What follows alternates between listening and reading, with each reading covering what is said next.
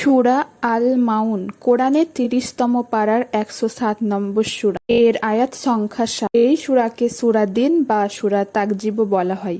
মাউন শব্দের অর্থ জাকাত অথবা গৃহস্থালী কাজে ব্যবহৃত ছোটখাটো জিনিস। আসসালামু আলাইকুম ওয়া রাহমাতুল্লাহি ওয়া বারাকাতুহু। আজ সূরা মাউন তেলাওয়াত এবং এটির অর্থ ও ফজিলত সম্পর্কে আলোচনা করব। ভিডিওটি সম্পূর্ণ দেখুন এবং এই চ্যানেলটি সাবস্ক্রাইব করে রাখুন পরবর্তী ভিডিও পেতে। বিসমিল্লাহির রহমানির রহিম।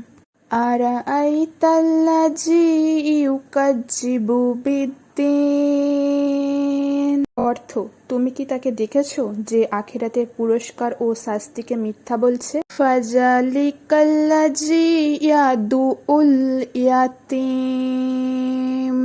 সেই তো এতিমকে ধাক্কা দেয়। ওয়ালা ইয়াহুদ্দু আলা তামিল মিসকিন।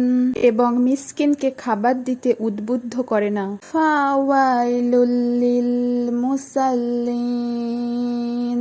তারপর সেই নামাজীদের জন্য ধ্বংস। আল্লাযীনা হুম আন সালাতিহিম সাহুন। যারা নিজেদের নামাজের ব্যাপারে গাফিলতি করে। আল্লাযীনা হুম ইউরাউন। যারা লোক দেখানো কাজ করে। ওয়া ইয়ামনাউনাল মাউন। এবং মামুলি প্রয়োজনীয় জিনিসপাতি লোকেদেরকে দিতে বিরত থাকে। এই সূরায় লোক দেখানো নামাজ এবং অনাথ ও দরিদ্রদের প্রতি সহানুভূতি না দেখানোর জন্য নিন্দা করা হয়েছে। মহানবী সাল্লাল্লাহু আলাইহি ওয়াসাল্লাম থেকে বর্ণিত, যে ব্যক্তি ঈশার নামাজের পর সূরা মাউন তেলাওয়াত করে, আল্লাহ তাআলা তাকে ক্ষমা করে দেন এবং ফজরের আজান পর্যন্ত বিপদ থেকে রক্ষা করেন। সুনানে নাসাইতে হযরত আব্দুল্লাহ রাদিয়াল্লাহু হতে বর্ণিত আছে, তিনি বলেন, প্রত্যেক ভালো জিনিসই সদকা।